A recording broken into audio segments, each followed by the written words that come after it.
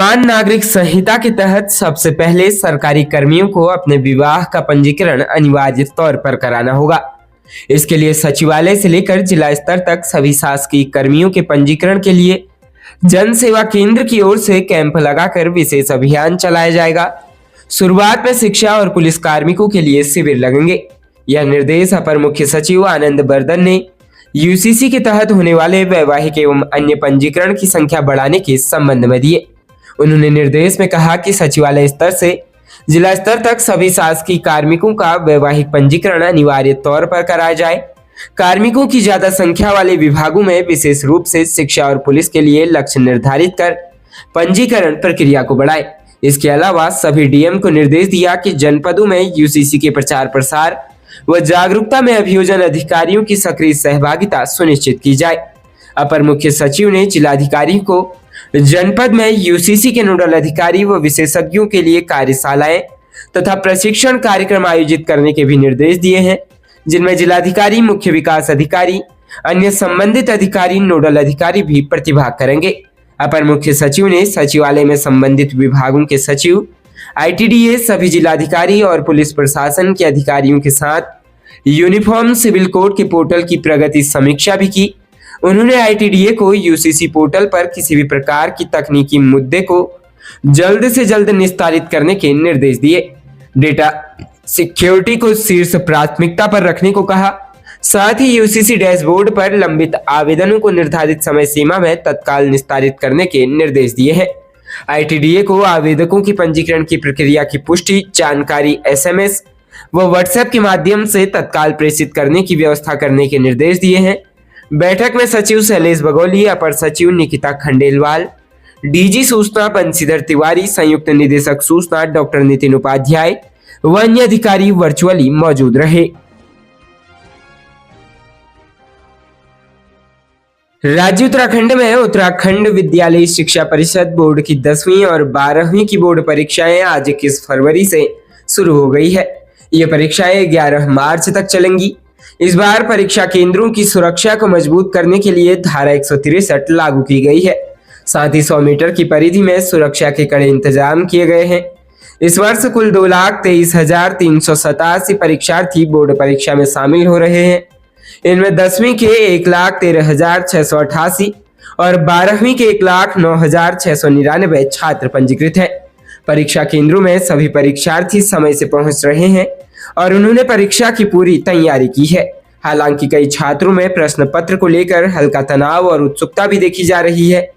Board परीक्षा के पहले दिन 21 फरवरी को 12वीं कक्षा की हिंदी व कृषि विषय की परीक्षा आयोजित की गई। वहीं कल यानी शनिवार से 10वीं की हिंदी की परीक्षा भी शुरू हो जाएगी। परीक्षा का समय सुबह 10 बजे से दोपहर 1 बजे तक निर्धारित किया गया है।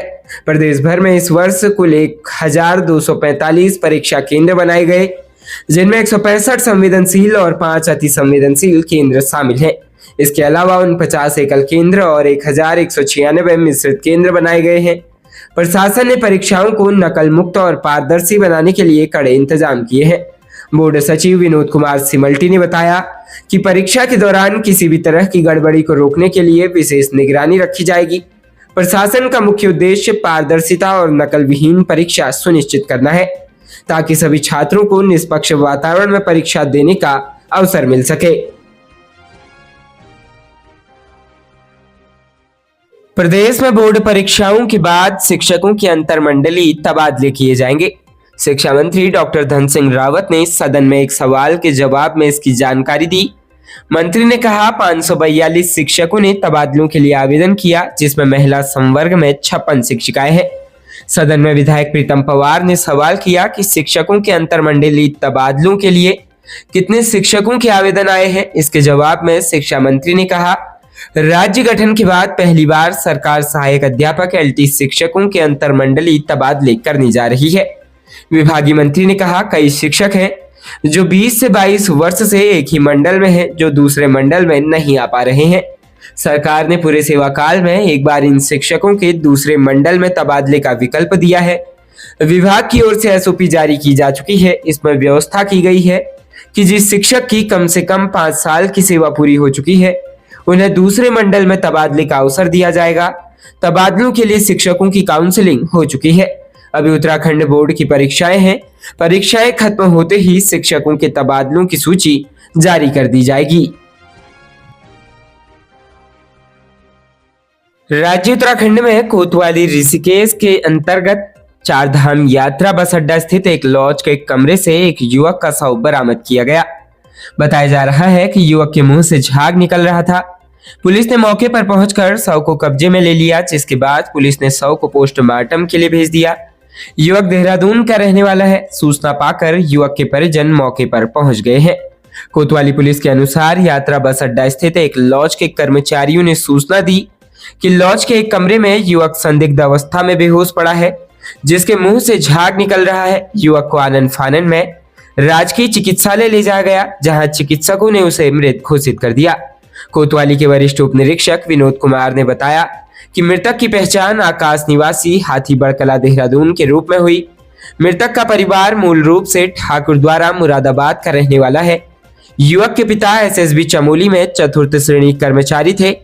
वर्ष 2019 में उनकी मृत्यु हो गई थी और वर्ष 2022 में युवक की मां का भी देहांत हो गया था।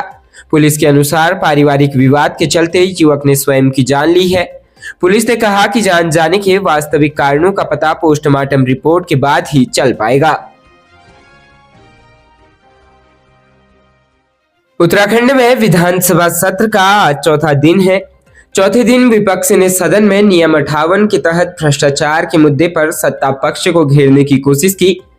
नेता प्रतिपक्ष यशपाल आर्य ने भ्रष्टाचार को मामले को लेकर खुलकर धामी सरकार को घेरा।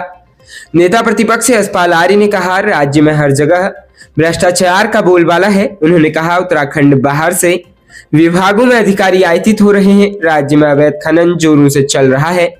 कहा, उद्यान विभाग में महाघोटाला हुआ, ये सीबीआई जांच में भी साबित हुआ है। नेता प्रतिपक्ष यशपाल आर्य ने कहा, उद्यान विभाग में महाघोटाला में तत्कालीन निदेशक की बड़ी भूमिका रही। जमरानी और सौंग में नियमों की अनदेखी करते हुए ठेके आवंटित कर दिए गए। हिल स्टेशन मसूरी में पर्यटन विकास परिषद की 142 एकड़ जमीन को एक अधिकारी ने 1 करोड़ रुपए सालाने पर किराए पर दे दिया। सरकार व अधिकारियों को यह अधिकार किसने दिया? उन्होंने कहा, एशियन बैंक से 23 करोड़ रुपए लोन लेकर उसका समतलीकरण किया गया, उसके बाद चहेतों को बांट दिया गया। उपनेता प्रतिपक्ष भुवन कापड़ी ने भी सरकार को घेरा। उन्होंने कहा, नए भ्रष्टाचार के कीर्तिमान सरकार ने स्थापित किए हैं। बुलडोजर लेकर सरकार अवैध निर्माण के खिलाफ सरकार अभियान चला रही, दूसरी तरफ अपने चहेतों को सस्ती दरों में जमीन आवंटन कर रही है। उन्होंने कहा, प्रदेश में अनेक घोटाला करने वालों को सरकार क्लीन चिट दे दी जाती है। आउटसोर्स से बड़े पैमाने पर भ्रष्टाचार किया जा रहा है, जिसमें कंपनियां 6 महीने का वेतन देकर भाग जा रही है। युवा इसके बाद सैलरी के लिए भटक रहे हैं। भुवन कापड़ी ने डिजिटल बोर्ड घोटाले का भी जिक्र किया। उन्होंने कहा, डिजिटल बोर्ड जिनकी कीमत 1 लाख है, सरकार ने 2.5 लाख रुपए में जमीन कर बड़ा घोटाला किया है, जिसकी जांच की जानी चाहिए।